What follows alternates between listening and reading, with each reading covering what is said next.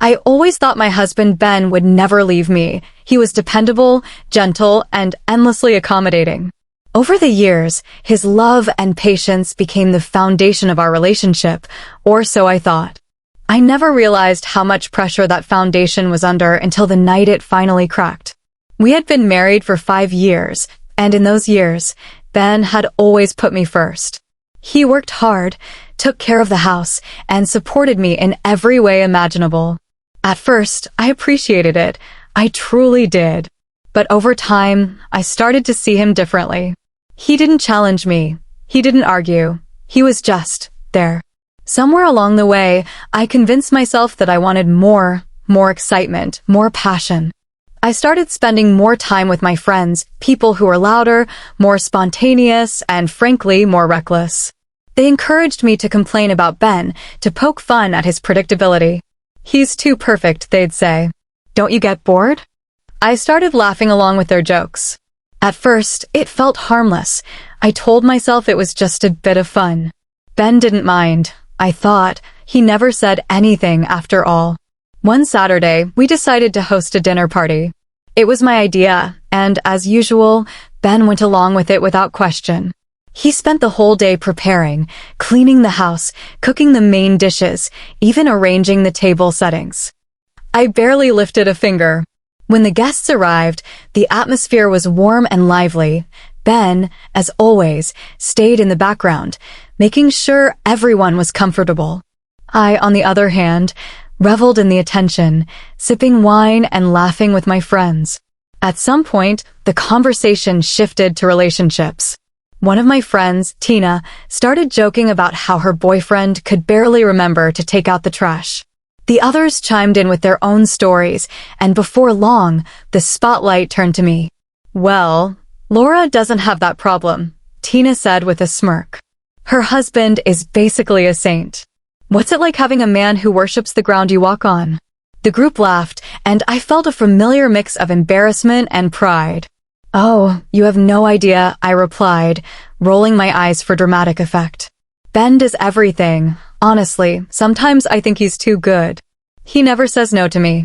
The comments spiraled from there. Fueled by the wine, I found myself exaggerating, painting Ben as a doormat. I could probably tell him to walk on hot coals, and he'd ask if I wanted him to do it barefoot, I joked. The room erupted in laughter. That's when I noticed the silence behind me. I turned to see Ben standing in the doorway, a tray of dessert in his hands. His face was calm, but his eyes were tired. He set the tray down without a word and left the room. For the rest of the evening, he stayed upstairs. I tried to brush it off, but the mood had shifted. My friends didn't say anything, but I could feel their unease. The next morning, I found Ben in the kitchen, making coffee. "Hey," I said, trying to sound casual. "About last night." "I don't want to talk about it," he said quietly. I should have let it go, but instead, I pushed. "Ben, it was just a joke. You know I didn't mean anything by it." He looked at me then, really looked at me, and I saw something in his expression that I hadn't seen before. Disappointment. "It's not just last night, Laura," he said. "It's everything, the jokes, the way you talk about me to your friends, the way you take me for granted. I've tried to ignore it, to tell myself it didn't matter because I love you, but I can't do it anymore." I opened my mouth to respond, but no words came out. For the next few days, Ben was distant. He went to work, came home, and barely spoke to me. I told myself it would blow over, that he just needed time to cool off. But then came the neighborhood barbecue. It was a warm summer evening, and most of the community had gathered at our neighbor's house. Ben and I arrived together, but as usual, he stayed on the sidelines while I mingled with my friends. As the night went on, the conversation again turned to relationships, and once again, I found myself the center of attention. "Ben is just the sweetest," one of the neighbors said. "You're so lucky, Laura." "Lucky?" I scoffed, the wine loosening my tongue. "Sure, if you like a husband who never argues and does whatever you say. Honestly, it's like living with a robot sometimes." The laughter was immediate and loud. I felt a rush of validation. But it was short-lived. I turned and saw Ben standing a few feet away, his face pale and expressionless. He walked over, his eyes meeting mine.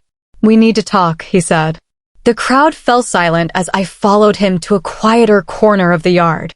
"I'm done, Laura," he said. "I've tried to make this work, but I can't do it anymore. You don't respect me, and I can't keep living like this." "What are you saying?" I asked, my voice shaking. "I'm saying it's over," he replied. "I'm leaving." Before I could respond, he turned and walked away. That night, Ben packed a bag and left. He didn't yell, didn't slam the door, he just left. Now, as I sit alone in our quiet house, I'm forced to confront the truth. I took Ben's love for granted. I mistook his kindness for weakness, and now I've lost the one person who truly cared about me. Thank you for watching. If this story resonates with you, don't forget to like, comment, and subscribe for more powerful tales like this one. Remember, cherish those who truly care for you. Until next time on Story Boy.